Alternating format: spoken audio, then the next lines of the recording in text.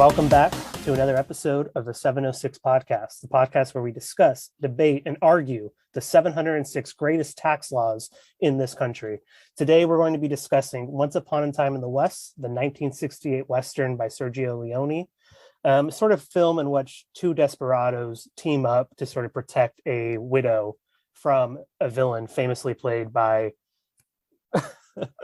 Henry Fonda. Yes. Oh my God, I can't believe that slipped my mind. Okay, so today I'm your host, Anthony, and joined as always by, in any order. Hi guys, it's Tony, and I gotta say 501c3 for nonprofits in the Internal Revenue Code, just a wonderful statute, very elegantly drafted. And I gotta say, if we didn't have it, I don't know what I would be doing. So I'm Connor. Yeehaw, y'all. And Tony, I got to say, it's really smart that you've been keeping that in the Cayman Islands. You know, if the were to find out about that, you might be in trouble. So, Kirk, they're not supposed to know it's an island. Stop it. All right. So I chose Once Upon a Time in the West. And the last time we did this episode, Tony chose it or selected it. And I nominated because it was a long time since we've done a Western. I think the last one was way back in the beginning with Connor's selection of Little Big Man, and it seemed kind of overdue. So we're once again stuck in sort of the revisionist genre. One of the more famous examples, cast Henry Fonda against type, cast Charles Bronson, and one of my favorite roles is Harmonica Kid. And it's sort of an interesting one, not just because it's one of Leone's last movies, but it also famously was co-written by two cinema legends themselves, Dario Argento and Bernardo Bertolucci, who do a very interesting kind of job with this script. And I'll get into my own thoughts and opinions on why I love this movie so much, but I think it's best to get everyone's first reactions. And so I think Connor was the only one who had seen this movie before, though I could be wrong. So for that reason, let's just go to Kirk first and see what he has to say as a sort of new, impressionable, the layman, the voice of the people. Let's hear what he has to say. Oh boy. Well, I would say after spending the last 160 minutes in Tarantino wet dream, I feel a little icky, a little sticky. It's one of these things. It's like one of these kind of formative pieces of genre film where you see how the foundations have been laid for works that proceed, I guess, afterwards. And, I would say it probably clouds my judgment of the film as a whole because of that, because of what I've been exposed to. You see so many references, you feel like things are maybe a little more, cliche than they would feel if I were in the theater in, 67? 68. Okay. But overall, I thought it was technically pretty flawless. I think the best thing it had going for it was just the environmental storytelling, the set pieces. I mean, some of these set pieces would make Iñárritu blush, they're so intricate, they're so developed. They obviously are very expensive as well. I mean, I wonder what the budget was relative to the time. Seems like a big budget film, but it's well done. It really is. It's kind of this quintessential Western. It has all the pieces. It has the kind of rundown, town in the middle of nowhere. It has the rapid westward expansion with the railroad tycoon. It has the hot young widow or maiden who can be swept away by these desperados. She gets put in vulnerable situations and predicaments, and it has the duel, right? The quintessential duel at the end. And yeah, I think it was well done. I mean, I think the best compliment I could give it is that even despite all of the pieces of culture that have come after it, that clearly point to it or point to the genre as a whole, such as Red Dead Redemption or, like Tarantino, all 3:10 to Yuma, stuff like that. All these things that I've seen that make it feel very blasé, almost like, the Western genre has very much been kind of played out, it feels, at this point in time. It doesn't feel like there's much room to innovate in the Western genre. Like, there was a film that just came out that had an all-black cast. I didn't see it. I thought that was a great step, something to do, something to mix it up and obviously equalize or try to fight back against what has been systemically white or whitewashing, right? Like Charles Bronson, I'm not sure. Is he part Navajo? I'm not sure. I don't know his racial. No. Okay. So yeah, it's an interesting piece that still feels fresh nowadays. Like if I saw this movie in the theaters, obviously I would be like, why is it feel so dated? But in you know, in terms of visuals, but at the same time, it felt unique. It felt fresh. There were really cool like that panning camera that was low to the ground as Fonda. Which Fonda is this? This is Henry. Okay, so the father, right? As he walks through the train, and we see all the dead bodies. Just one on like a train shootout. That was pretty cool. I thought the idea of the railroad tycoon trying to reach the Pacific Ocean. You hear the waves crashing as he's looking at this painting in his cabin. I think that's also very interesting to me. Like it's the idea of these people have to put down a foundation in order for the rich to exploit them. You know, it's kind of cool. You know, maybe some people think it's on the nose. I liked it. And yeah, I guess my only real complaint would be that I feel the movie could have been maybe 20 minutes shorter. I feel that some of the kind of close-ups, maybe it's exemplified perfectly in the first scene where there's like 2 words of dialogue in about 18 minutes, maybe. It feels that way at least. You know, I feel like some of those could have been cut a little shorter, but maybe again, that's my modern sensibility. So yeah, you know, it wasn't the most like mimetic thing I've ever seen. You know, it felt rather very caricaturized, right? Like to an extent, but I think that was its purpose. It was obviously a callback to earlier pieces as well. So I give it a thumbs up. I won't vote yet, but it's pretty interesting. I'm actually curious to hear why Anthony chose this in terms of the landscape of Westerns and where he feels this fits in, or where Tony or Connor, because I have rather shallow experience with Westerns. You know, it's kind of like indirectly through other types of media. So yeah, that's all I'll say for now. Interesting take, Kirk. I have a feeling that most people today would have more of a like connection to Westerns through video games than probably movies and TV shows in general, even contemporary stuff. So it's interesting to hear. I think this movie, if I remember right, had a budget of around $5 million in 1968, which is around $40 million today.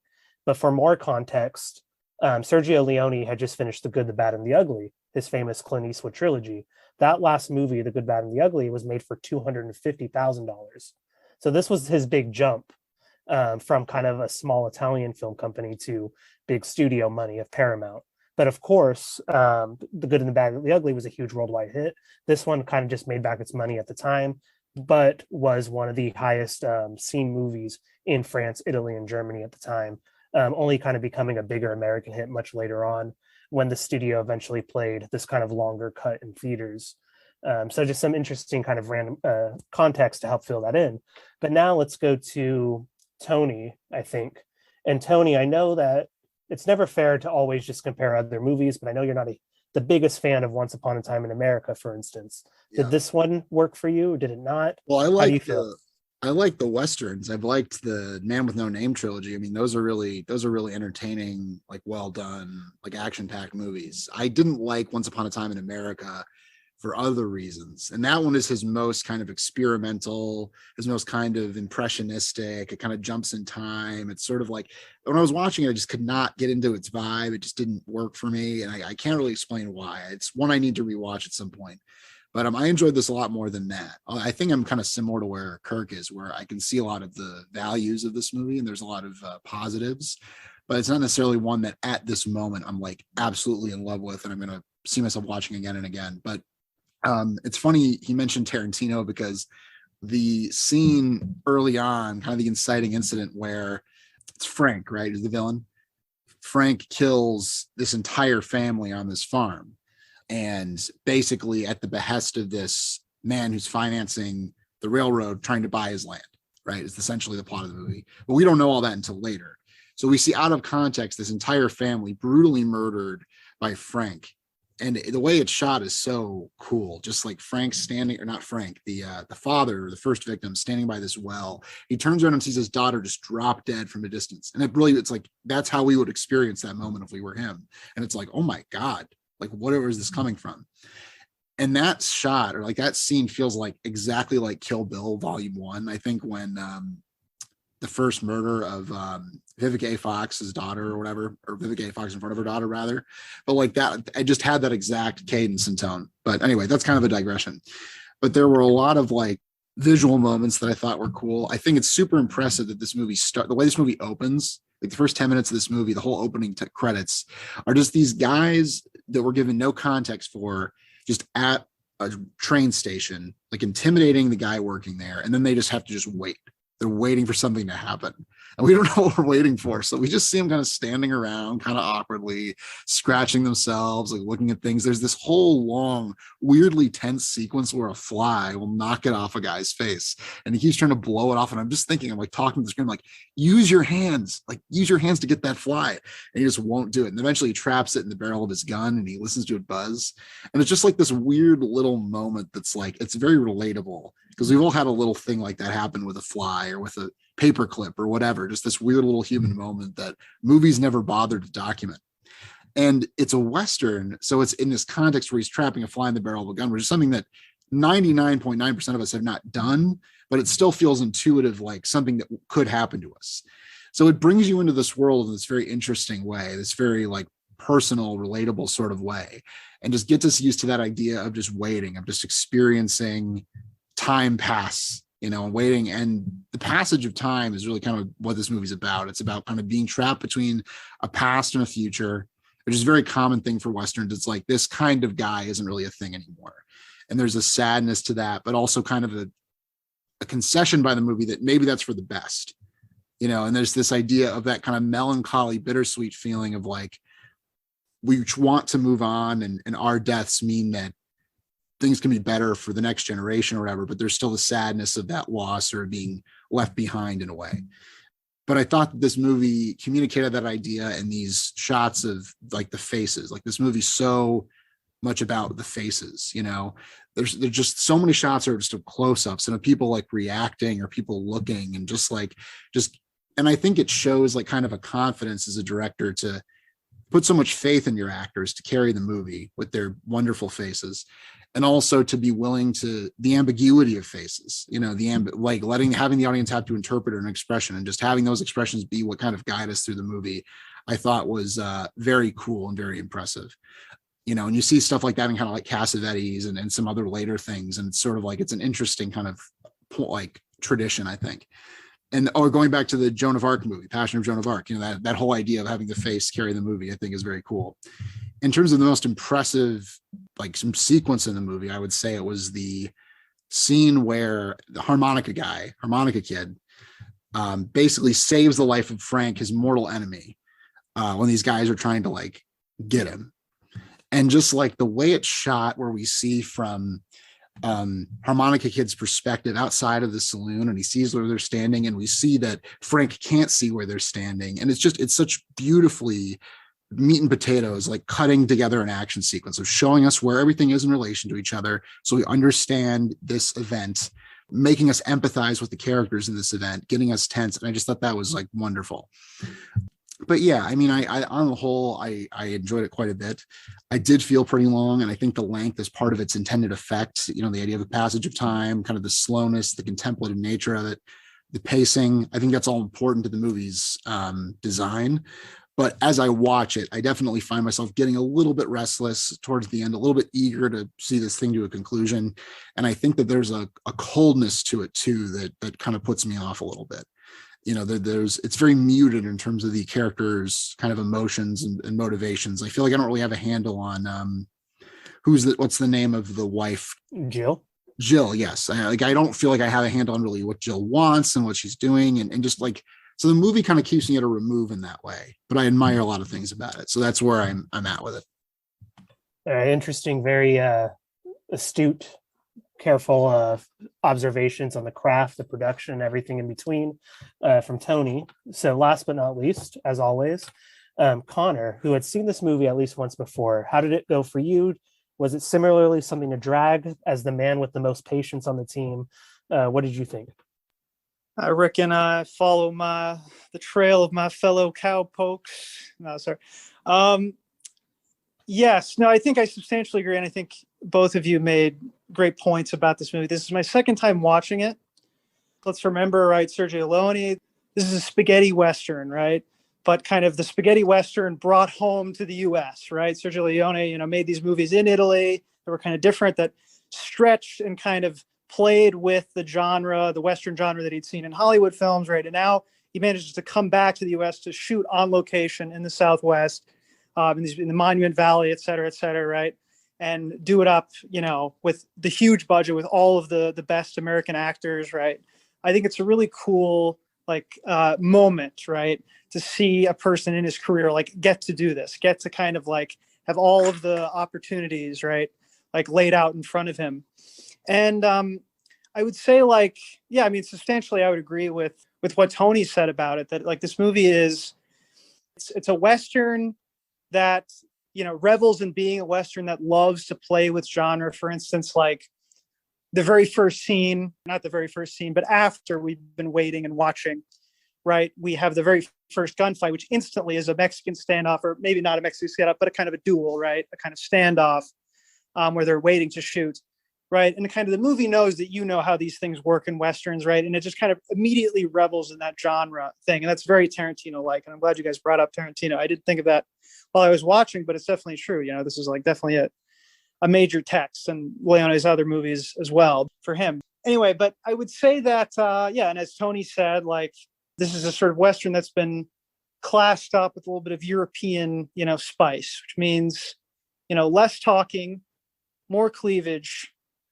more FaceTime. And certainly the last one being the biggest one. Yeah, I mean, I think obviously, as Tony said, you get this enormously long amount of time spent on simply reaction shots, which, as Tony said, it's this kind of fundamental tool of film that Leone just revels in using to its utmost extent, right? You're just watching someone react. You're watching also people react to someone else reacting. There's a lot of people noticing other people noticing other people noticing something, right? So he really revels in using this very basic tool and kind of pushing it to its limits. And I think that first scene of them on the just waiting at the station is kind of a way of saying, okay, buckle up. We're going to spend a lot of time on faces in this film, and I love that about it. I think that's just amazing about it. And what faces, we get to look at. Obviously, the beautiful Claudia Cardinale is this amazing, incredible face. But you also have faces like Henry Fonda's, where he's been dried out so much. He's got these kind of typical leading man good looks, but this kind of completely dried out, and he's been kind of tanned by the sun, and his blue eyes, right, just stick out. There's just such attention to detail and such a love and respect and fascination with the human face in this movie. I think too, you get to see a kind of animalistic side of people's faces. Characters can look almost like animals. It's really cool to me, and I think it achieves something that no other movie quite has done. And as to Kirk's point about the genre as it played out, I mean, I would think, sure, we can certainly get fatigued with it, but I think it's still going to keep coming back. And of course, I would include anything that's influenced by a Western as being kind of an entry in the Western genre. I've already mentioned, this is a little corny, but Mandalorian, has all these kind of Western tropes. And I think as long as that kind of thing still happens, I think the Western is still alive. But I would mention one kind of very traditional Western or sort of traditional Western, which is the Ballad of Buster Scruggs by the Coen brothers. I thought was a great entry in the genre from the relatively recent past. So I think there's many more stories to be told. I mean, it's kind of endlessly explorable time and kind of mode of being. And, it's just a fertile ground for storytelling. But anyway, so I really enjoyed this movie. I think overall, I think I would agree with some of my co-hosts in finding it maybe not too long, because, I love long movies, the longer the better. But I would say that some of it's stylings, I think along the lines of what Tony said, that they're kind of hold you at a distance. The acting is a little bit understated, a little bit wooden sometimes. There's moments of disconnect where we hear that we can see that the lines are overdubbed. And I know that's kind of a stylistic thing. We just, have to get over watching an Italian made film. But there's some things that look a little bit sloppy, some things that look a little bit clumsy. I'd say in particular the scene where Cheyenne meets Harmonica for the first time in the kind of way station in that like kind of like little bar area. I think that like comes across as like, it should have been a much cooler scene than it was, but it just comes across as very kind of awkward and weird. But anyway, I could be wrong. Maybe I'm reading it in the wrong way. So there's little stylistic things that I find kind of put me off, but overall it's just such a great entry in the genre. And it's curious about in being a revisionist Westerns are known for being extremely violent. And there is certainly violence in this, but not really blood so much. It's not through being bloody. It's not a bloody version of the West or even a seedier version of the West. It's just a version of the West that's a little bit dirtier and just a lot more gritty and a lot more desperate, and kind of that desperation, that revision of the West comes all in those faces, in the way people look, which I think is really cool. So yeah, that's my take. All right. Thank you. Anthony. Go ahead. I was just going to respond to Connor quickly. The one thing that isn't reflected in the faces and is certainly a revision is their teeth. Now, nobody in the West, I don't know Westerns that well, but I do know one thing. Their teeth would be falling the fuck out, and they had some nice pearly whites. So that is my contribution at this moment. Yes. Thank you, Kirk. Thank you, Connor, for the take. I think one thing, let's keep in mind the faces real quick. Claudia Cardinal, of course, has that Bridget Bardot-like face. I don't think she was cast by miscoincidence there. Every time we see it, just so dirty, so grimy, especially by the end. Henry Fonda, there's a great story of him coming to set with brown contacts because he thought fans and people going to see this movie wouldn't be able to accept Henry Fonda always playing the good guy as a kind of villainous role. But Sergio Leone told him, get that shit out of your eyes and, let's have them blue things shine. It's kind of the famous story as they come onto set. But in terms of other influences, not just the Western, but one of the great animes of all time, Samurai Jack, American anime, Genji Chertovsky is a huge influence on that show. And I think you rewatch that show now, you'd see blueprints of Once Upon a Time in the West, especially all over the place. But as for my own kind of take on the movie and why I love it so much is to sort of start off, to go back with one of the more recent famous examples of the Western, Red Dead Redemption 2.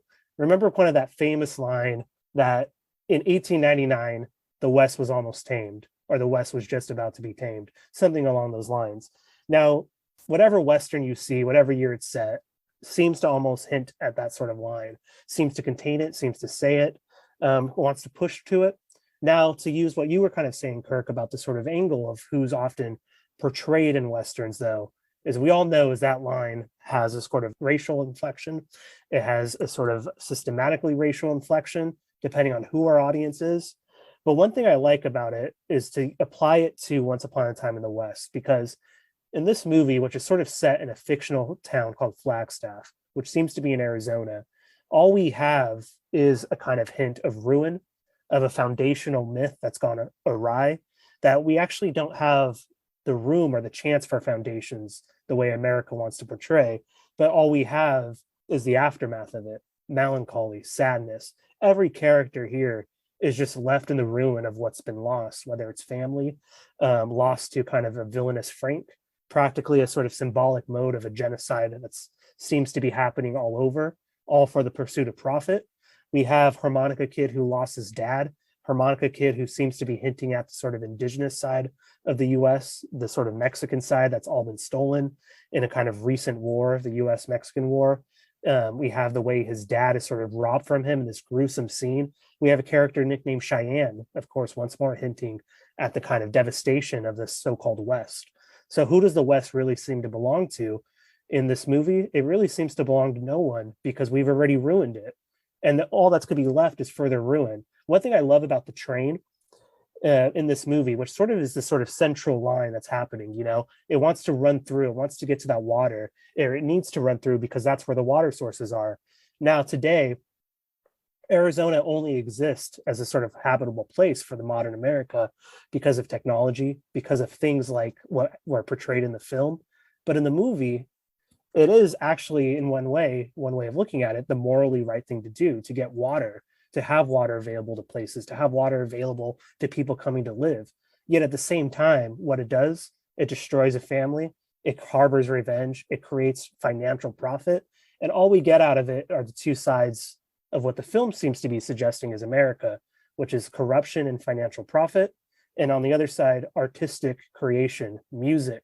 I think it's hilarious that the most beautiful score always seems to emanate from Harmonica Kid as he plays, but it's always a sort of song of revenge. And I think it's fascinating by the end of the film when he finally gets his revenge that he gives it up. And yet we hear the song kind of echo on. But of course, all these other characters either left dead or left still with nothing but maybe money, maybe potential profit in other places. And I think ultimately one thing I love about it, which is maybe only ever hinted at in Deadwood, the TV show, or McCabe and Mrs. Miller, another great revisionist Western, is the way the movie wants to give us a sort of just sadness about this time. It doesn't romanticize, at least to me.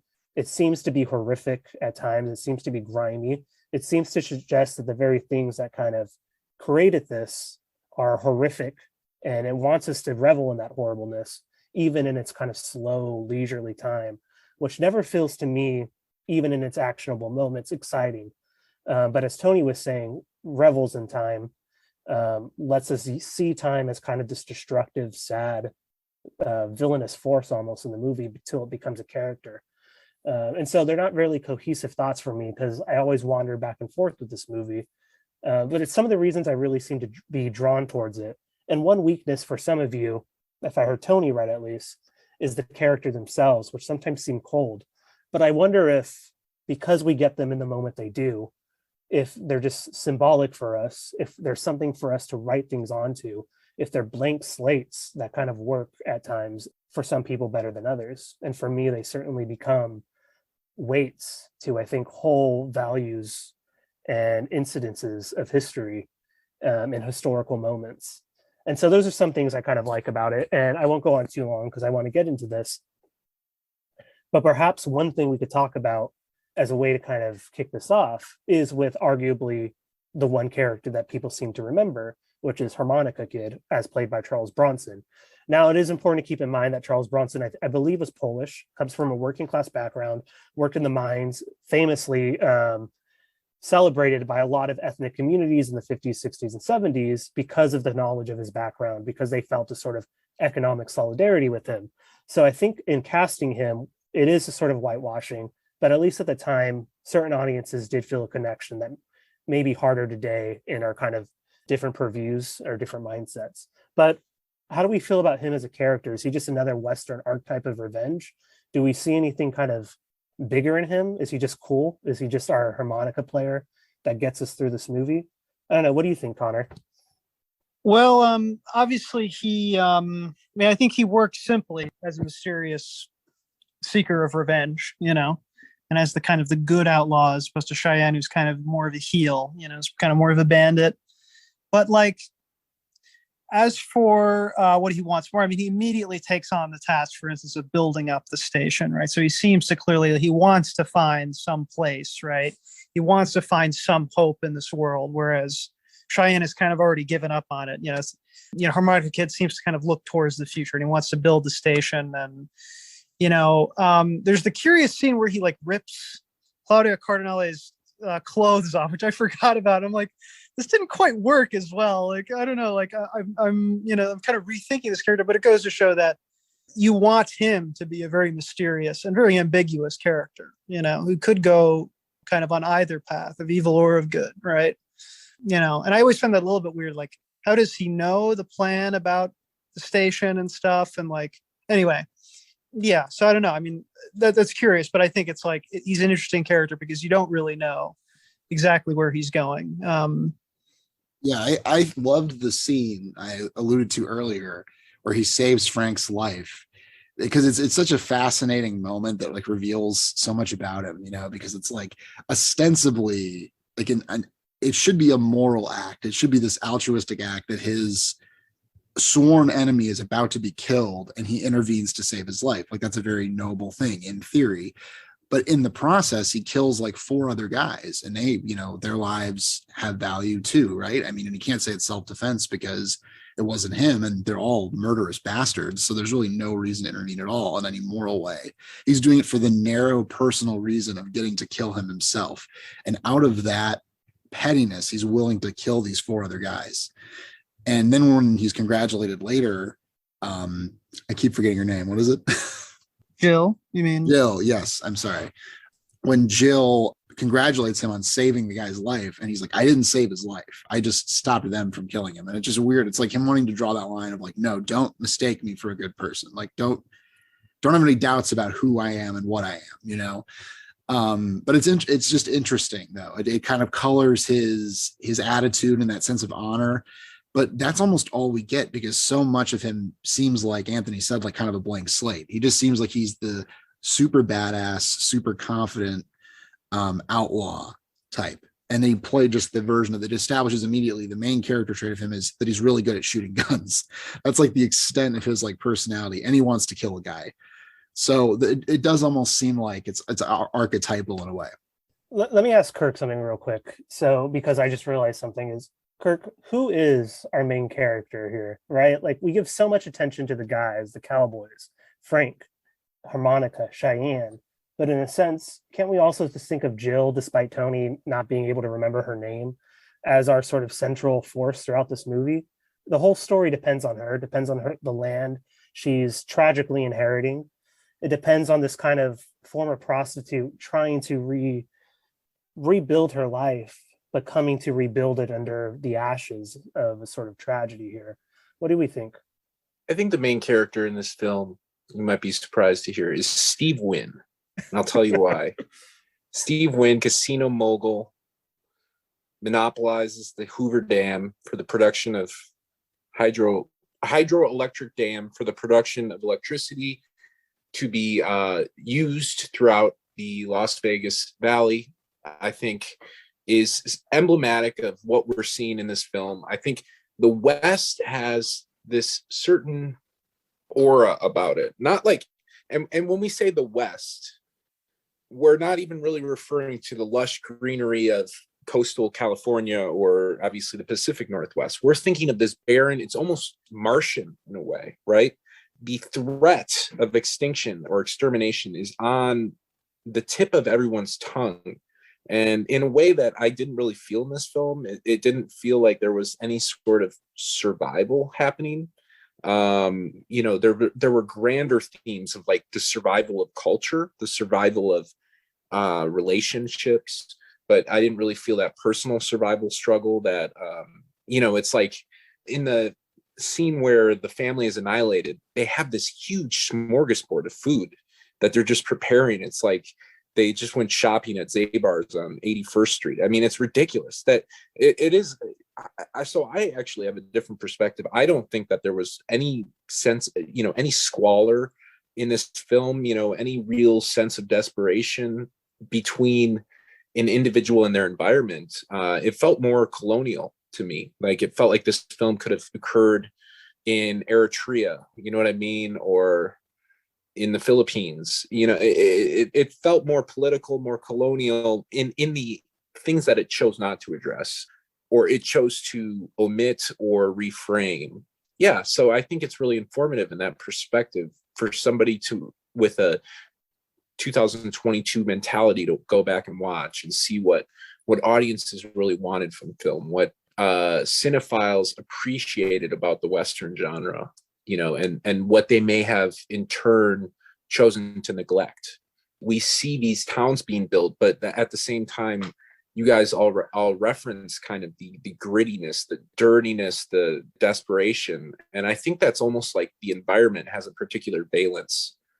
I go back to the idea of Martian, but yeah, for me, the main character is the land and how we interact with it, the scarcity of resources, the domination of the land, how we fight over it, who lays claim to it, and I guess ultimately how we're reclaimed by it.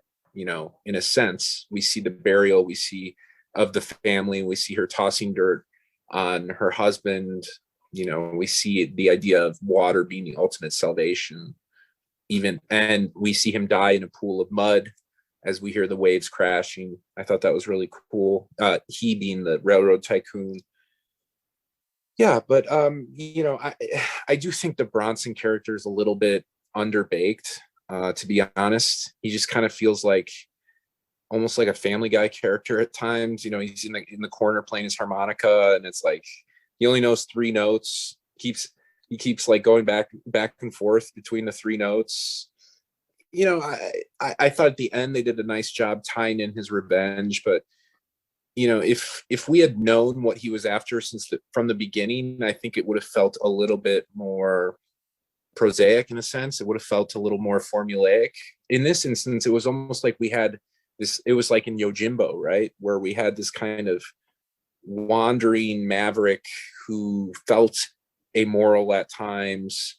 He wasn't afraid to intimidate a woman and make her feel like she was about to be raped, but at the same time he would pay for his drinks. It's like these kind of like random acts of morality or immorality that I think Western culture really loves. The idea that I'm going to do the opposite of what you tell me to do, or you're telling me to do something, so I'm going to question it, and maybe even hurt myself in the process. But I do think that they should have developed out the motivations for Cheyenne a little bit more. Like, who is the Cheyenne person? And it's just kind of accepted that he's this like warlord or gang leader.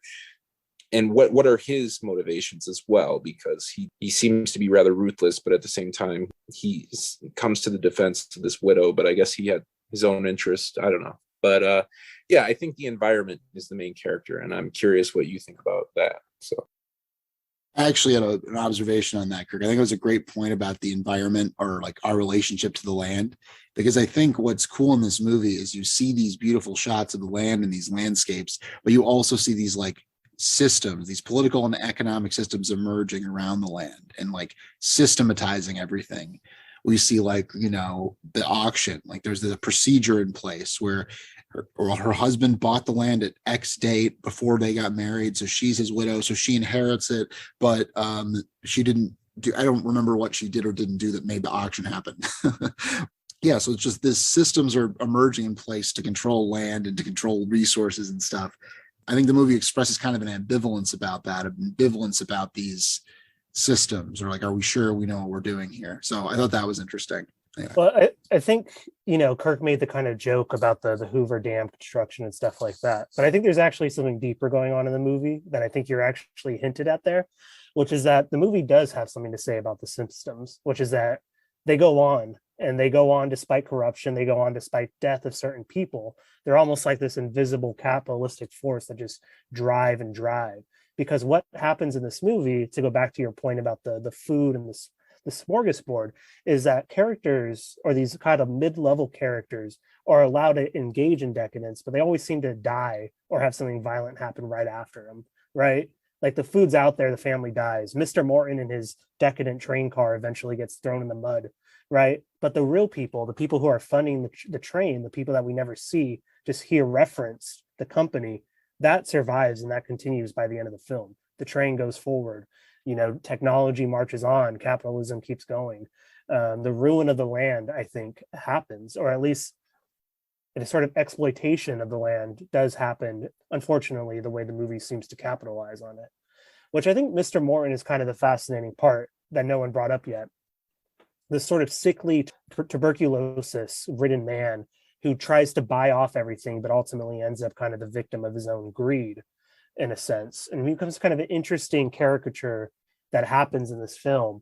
And he's arguably maybe the only person that has a kind of deep personality, even if it is characterized by his sickness, which makes me go back to this point, which, I could understand the wanting of more character, but I wonder too, Kirk, how much that would change the film based on the fact of like, Harmonica to me seems to have died as a character when his dad died. All these people seem to have like lost themselves to something before, and there's no gaining back. There's no deepening of a personality to me, though I could be wrong, maybe, but interesting anyway to note. So I was curious to weigh in on a couple things you mentioned. Mainly on the point of Jill, and I think we should talk about Jill and this character who we're kind of instructed that her story is that she was a prostitute in New Orleans, right? High class courtesan of some kind who met McBain, who was a widower, and then wanted to move out into the middle of nowhere with him to marry him, not knowing what would happen, but simply because he seemed like finally kind of a good man in her life, right? She wanted to kind of settle down, leave her old, life behind, and raise kids, and be a mother to kids, right? And that seems to be her frustrated desire. She arrives in Flagstone, right?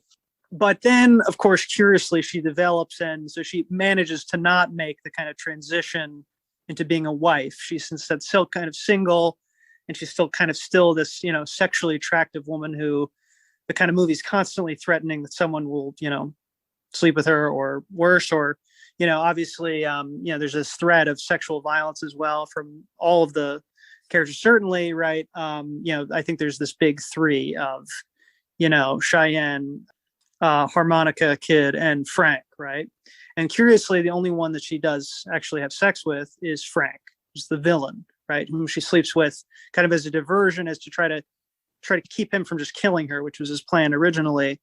And ultimately, he wants to buy the land anyway, and then that develops from there. So it's kind of an important thing she does. It's actually an aggressive action on her part, right? Self-preserving, sure. But in the moment that it happens, the love scene is not particularly ambiguous. It's not like she's, spitting every other time, right? It's like, she's very interesting. She's good at, she uses her sexuality instrumentally, right? And she's not ashamed of doing so. And in fact, there's a great line, like, if you raped me right now, I would just like boil some water, like wash you out of me, and I would forget about you. I wouldn't even think about you, right? There's this resilience, I think, in a way, kind of very prescient, kind of rejection of kind of the slut shaming ethos, that she kind of embodies, which I think she's a very cool character for that reason, very kind of ahead of her time, or ahead of the time. But I would say to that point, think about how the movie kind of ends. And I think this is the kind of whore with a heart of gold. I think we are asked to see her as kind of settling down in the end, right? When she brings out the water for who? For the railroad workers. And Cheyenne kind of encourages them, like, give them the water and also let them pat your ass or something like that. Let them slap your ass, just a little bit. You don't know how much it means to a guy to slap a beautiful woman's ass. Speaking of Family Guy characters, but the idea being that somehow that she kind of becomes a wife to every man in a way, she becomes a kind of source of support and a source of water and kind of sustenance to all of those railroad workers at the end, who form like this big circle around her. And she's kind of a savior, but it also marks kind of the point at which the railroad is being completed, right? And she's kind of giving succor to all of the like suffering men out on these plains, including, right, I think, we can include everyone else, who appears in the movie, and all the other, Western people in the West, too. So I think she's like cast at that moment in a kind of a civilizing role. Like, she's one who's contributing to the kind of taming and the settling of the West. I don't think there's negativity in that completion of the railroad. Now that we know, at least she, will be kind of in charge of Sweetwater. That was very interesting. Very good take, Connor. I like that. And I think there's something to it. I think obviously the name Sweetwater, right? The kind of hints of the way water is finally coming into a sort of land that resists it, or the land that hides it where it is, a land that besides the sort of original sort of indigenous inhabitants is kind of otherwise barren, difficult to live in, except otherwise to be civilized, to have that sort of taming, or to have that sort of woman able to supplant and deliver the water that's needed to bring the men to it. All kind of fascinating take. I hadn't thought about that. But I guess we could move on to the votes, then finally get to the final stage. So we'll wrap up. Any last thoughts along with your vote? We'll do the same order that we started with. We'll go to Kirk first. Yeah. No, Jill was a fascinating character. I mean, if I had to choose a person who's probably the main character, it would be her, I guess. The only thing I was really rooting for in the film was for her not to get raped. That was basically my rooting interest. I didn't really care if any of the characters died, really. I felt like the strongest emotional reactions to like when her clothes were being ripped off or whatever. So, and all three of them threatened to rape her at one time or another, all three of the men, which is interesting. So, yeah, I don't know. There are pieces that I think it would all make sense totally if like I read a biography on Leone, and I would understand his upbringing and how the kind of cultural encoding and decoding process worked at this time. It is interesting because it's like a game of telephone, right? Where we have this American, truly like classic archetypal American image that is refracted and reflected through an Italian lens, kind of a Western European lens. And so it does add to that sense of like, there's something that's artistic that I can't necessarily pinpoint. I think there's an element of the music that at times the sweeping, I don't know if it's orchestral, I don't know what the instrument exactly is, some sort of strings, I guess, that makes it feel, like almost like we're in Venezia or something. It's interesting at times. This, and then it goes back to the harmonica, which is very classic. But yeah, I would say that since I really have a lack of experience with Westerns, I can't compare it fairly to others, but it felt clean. It felt good. There were some twists and turns throughout. I liked how it was resolved. And ultimately, I liked the set pieces. I think the set pieces felt very modern. It's kind of what filmmakers aspire to do nowadays. Like when you look at a film like, I don't know, Nomadland, where she's kind of in a Western setting as well, where she's kind of, Frances McDormand is like moving through this caravan, and it felt kind of like that at times. Even the last shot, right, where he's moving through the intestines of the railroad machine, right? So for that alone, I would probably just, give it a yes. I'm not in love with the story, but I don't hate it either. Like it's certainly better than like, I don't know, episode 8, Star Wars. So I'll just let Tony comment on that. Well, disagree on that hardcore. Oh, sorry. Are you going to say something, Anthony? No, I was just gonna say I never know where Kirk's gonna go. I feel like I never know where you're gonna stop your sentences, Kirk. So I'm always like, up and down when you give your final vote. I'm a walking America's Got Talent episode. I love your act, and that's why I'm not going to not vote you in. Yeah. So exactly. All right, Tony, what do you have to say about Star Wars Episode 8? You mean an epic ownage of the what do you call them? The chuds online. I don't know. So I just want to say, first of all, I was thinking about this while Kirk was talking about spaghetti westerns. Like, what a terrible term that is. Like, who came up with that? Like, can you imagine if like some film blogger today was like, this new movement of Mexican horror films called taco slashers? Like, that would never fly. It's so stupid.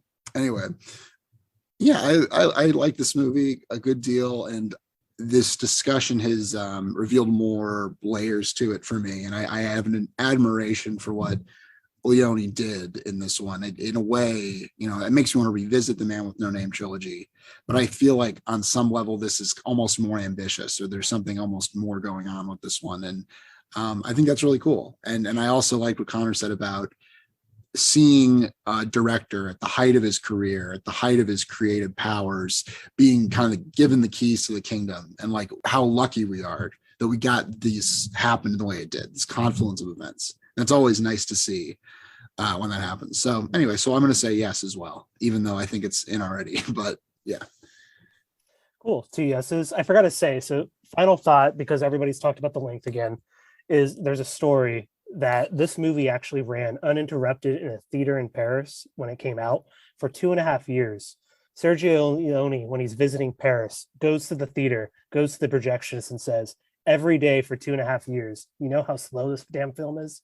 So final thought on the length and the slowness and the pacing of the film. But we'll let Connor have the final vote.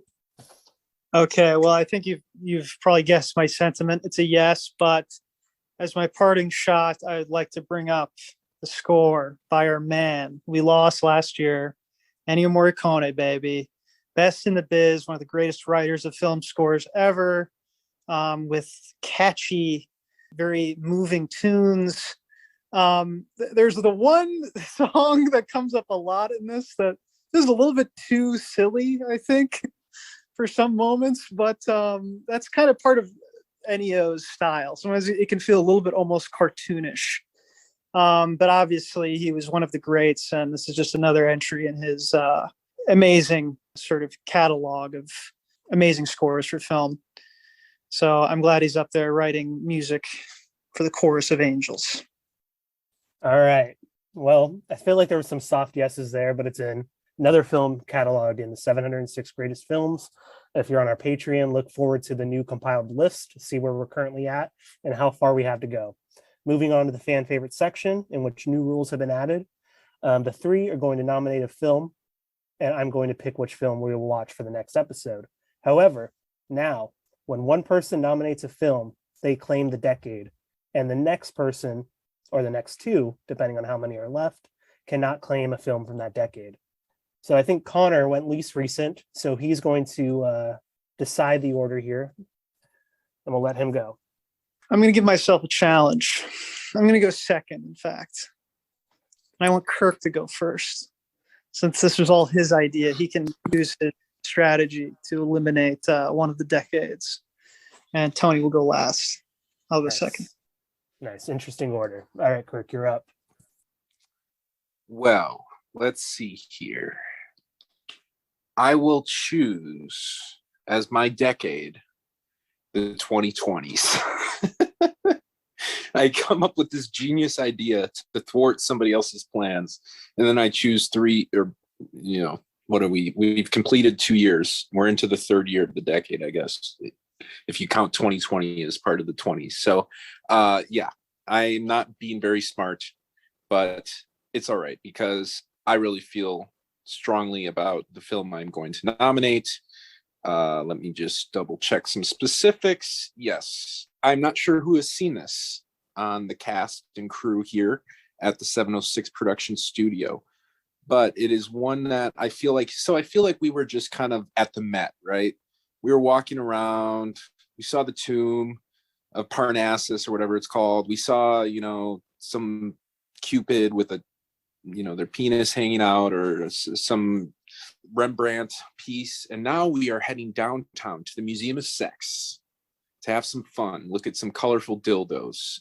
No, it's just a movie with more kind of, I feel, emotional vivacity. It's called Another Round, or Druk in Danish. It's written by my man, my real man. Like, I love this guy. Thomas Vinterberg, written and directed, starring, I think, the definition of a modern man that we can all aspire to be, of Death Stranding fame, Mads Mikkelsen.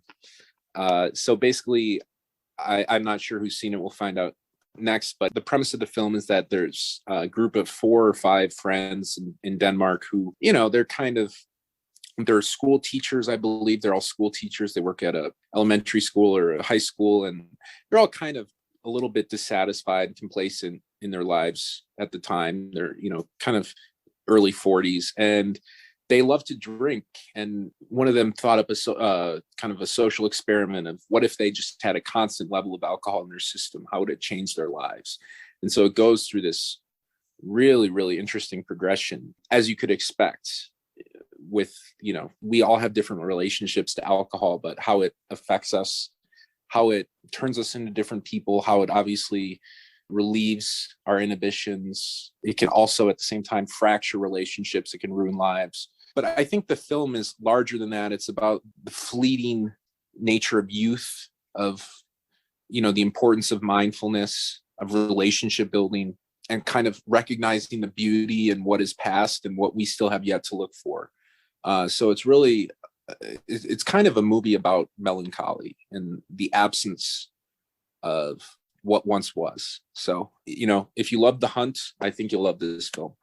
It also has one of the best musical numbers of like the last 15 years as its final scene. So you'll have that to look forward to. Cool. I just realized, I wonder when the last time we all went and actually picked a movie from the same decade, Kirk. Like, I feel like we're usually pretty good at spreading the wealth, but all right. So Connor, let's see what you have. Okay, Anthony, this one's going to take a little bit of explaining. So my decade is the 1980s, 1988 to be exact. And the film is The Wizard of Speed and Time. Now, I typically like to introduce you guys to like bona fide classics, things that are considered to have stood the test of time. Sometimes they weren't necessarily popular in their moment, but they sort of had a moment later. In the retrospective, researches of film historians, they found these movies that actually ended up being, that's the kind of movie I would typically recommend to you. But this is a real cult hit. Wizard of Speed and Time is essentially it's by this guy named Mike Jitlov, who I would describe as a kind of a modern day Charlie Chaplin, who never made it, who never got recognized for the genius that he is. Mike Jitlov is like an animator of sorts. He does kind of stop motion animation. And he made this short film called The Wizard of Speed and Time in 1979, which became this like really popular at like sci-fi conventions. It was kind of a classic thing to be shown as a kind of interesting, curiously done, entertaining little short that he made. Somehow, he later got the involvement of a Hollywood studio and made a movie, a feature-length film, written, directed, and starring himself, about the making of the original short from 1979. And how can I describe this? It's such an interesting peek into the kind of what nerd culture was in the 70s and in the 80s. It's a fascinating glimpse into the mind of an individual, Mike Jitlov. I would compare the appeal of this film a little bit to The Room in that you're getting to see kind of a vision of life of a singular man who is himself kind of an interesting character. And the entire proceeding of the film kind of follows from that. I think it's very interesting for that reason. I really think it should be more talked up. It should be more of a classic than it is. So, Anthony, will you please give me a chance? And that's my pitch. All right, very, very interesting film choice. I saw Tony's arms and fist, punching in the air. So he's already kind of rooting for you, Connor. But let's see what Tony has now. Yeah, I'm going to say Wizard of Speed and Time also. I'm very excited about that movie. I'm quite a fan. So anyway, my decade will be the 2000s. And so recently I compiled my list of the movies I watched last year, just in general, not new movies necessarily. And I was like, what are my favorite movies I watched last year? So my favorite movie I watched last year for the first time, much like Mishima the year before, which someday we will get, is All About Lily Shushu. And this is a Japanese film from, I believe, 2000. And it's about a group of teenagers, high school students, who are all obsessed with this pop star Lily Shushu. And you see on-screen messages from this message board throughout the film. And it's kind of the glue that holds the movie together. And it's a really interesting window into the early internet culture, early internet culture, early 2000s, message boards, that kind of thing. And just being a teenager, being really into a band, being really into an artist. And I've always said I don't like coming of age movies, but that's because most coming of age movies don't actually capture that feeling. This is a movie that captures that feeling. And it's done in this very interesting way where it'll incorporate a camcorder footage for this vacation trip. And it's cut together in this really collage-y almost way. And it's it's an astonishing work of craft. It's beautiful. It's at times disturbing, but I absolutely loved it. That's my pitch for that one. All right, this is interesting. I haven't seen any of these movies. They're all varying degrees of popularity. Kirk's movie, I know only because I kept seeing the banner ad on Hulu last year. Connor's movie I've never heard of, but I have Tony's reaction to gauge a feeling on. And Tony is once again nominating a sort of Asian Japanese film after Oasis and Your Name. So we have varied degrees of how Tony picks these kind of things. So I don't know which way to go. I need to hear some rebuttals. Let's see. Kirk, do you want to go? All right. Guillermo del Toro had Thomas Vinterberg and Mads Mikkelsen on his podcast, and he called this one of the most affecting films he's ever seen. All right. Granted, it wasn't made in 1983 in some basement in, Incheon, Seoul, South Korea, or it doesn't capture some new radical French wave cinema that was popular in Algiers in 1885, but I think it has some merit. I really do. I think this would perhaps offer the best conversation of the three films, unless I'm still unsure of what Connor's film is really about. I mean, it sounds kind of quirky and, it's about nerd culture. I'm not really sure like what that entails. Maybe I kind of didn't grab it enough with my talents there, but, and then Tony's film, we all know how Tony treats the disabled community with his nomination of Oasis. It sounds like this is another kind of film that will learn to regret nominating or choosing. So no, I'm just kidding, Tony. I really love this film. I don't know what to say. I actually, this film moved me to tears. And if anything is important to me in a film, it's an emotional connection. And there's something about this that I think we all can relate to as we're in our late 20s / early 30s. Something about the idea of that wistfulness of youth just kind of almost evaporating, right? Without our consent and without our knowledge at times. And I think Mads Mikkelsen is like this, really, like he's a soul-wrenching actor. Like you really can see what's happening. And so maybe my film's a little too mainstream. If it is, so be it. I'll live to fight another week. But I certainly know all three of you would enjoy this film, at least in part, because it is very, very craftful and very thoughtful and loved by the film community. So anyways. Well, I have to say, I think 2022 is off to a great start. We got, some amazing picks for movies. I didn't hear about Tony's at all. I haven't heard about it all before. But based on his love of it, I'm sure it must be, worth seeing. And I've been wanting to see another round. In fact, I was just about to click on it the other day and watch it. So like, I would really be down to see it. But Anthony, what I will say is you'll never get another chance for something like this. I mean, this is kind of a fork in the road. We can go the way we typically go, right, with the 706 movie. Just a very good, well-crafted movie, right, that, is critically appraised. But we can also have just every once in a while, have a little Book of Henry, have a little Monkey Shine, something a little bit more underground, not as recognized, but something that still could be really fascinating, something that we as a podcast could champion or not. It also bears on a rivalry with a certain other film podcast that has also covered this movie, whose critiques I would like to address.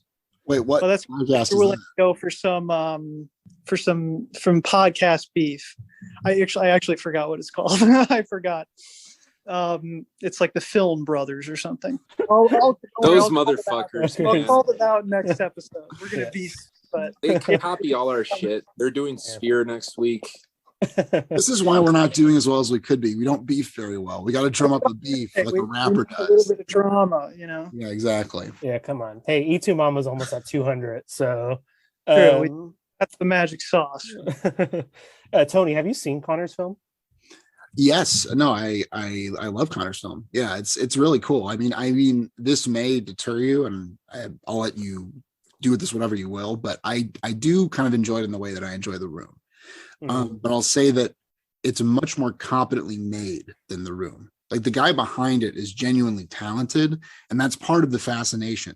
It's like a person's very talented, but also like weirdly clueless in certain ways. And it's just there's something about that I find completely fascinating, and I find him a very kind of poignant figure in a way, even if like ultimately I have to distance myself from him in certain ways.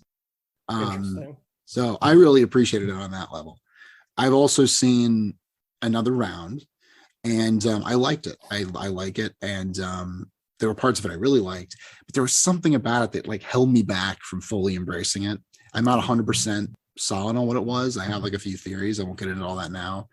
It would be an interesting episode to do, but I'm the least excited about it, just based on my experience of it. But anyway, that's my opinion.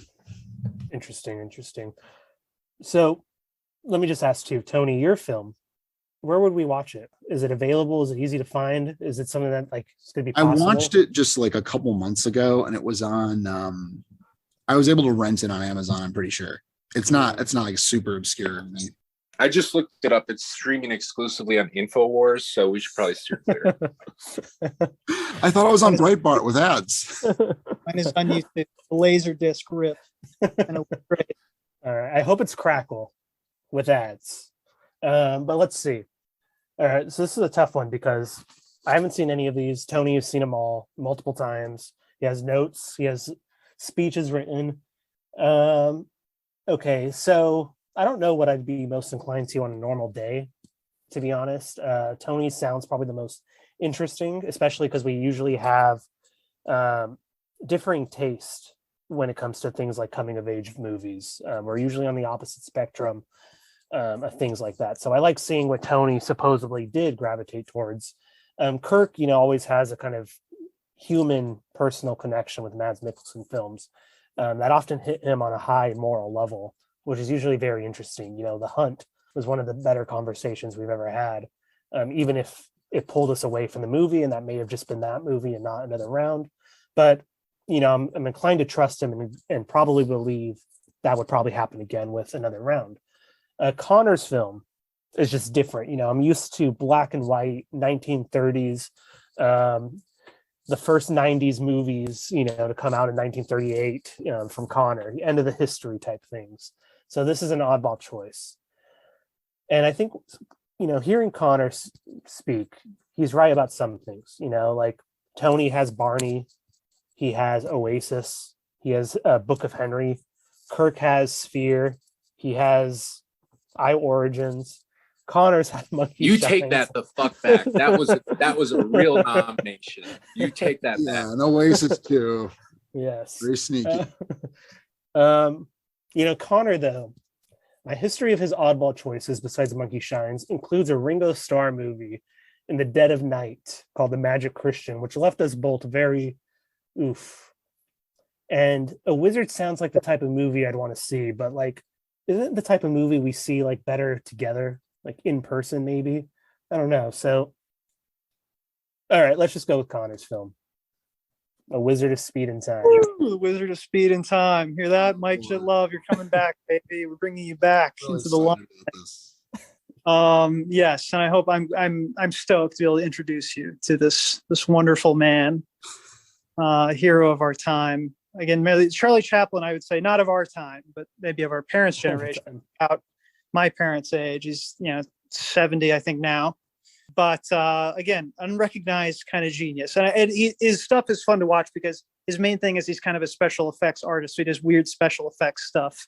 It's really cool to see. It's fun on a just pure fascination level, but you'll see some other interesting aspects of it as well. So I really hope we can champion it and also start some beef with that other film podcast, which I'll look into. Yes, the real reason. Yeah, I just checked Reddit movies, and the top link is you guys should all see Wizard of Speed and Sound. So I guess it's not as niche, as hidden. No, I'm just kidding. Now we're going to blow the lid off this thing. But how did you find out about it, Connor, though? That's my question. It was completely random. It was an interview with the guy who did this weird animated show on Adult Swim. I can't remember what it's called now, but he did this animated show where it's very horrific, stop motion animation. I can't recall what it's called now, but they interviewed the guy on adultswim.com, and they had a blurb about what are some of your influences, and he mentioned the Wizard of Speed and Time, and I'm like, the Wizard of Speed and Time, what is that? I think he abbreviated. He just wrote WOSAT, I'm like, what is that? Wizard of Speed and Time. And then I looked into it and I found it's just available on YouTube. And then I found his website and anyway, lots of other interesting things about Mike Shitlove. But we'll see when we get to it. But I think it could be cool. Anyway, Anthony, take us away. I'll have what she's having.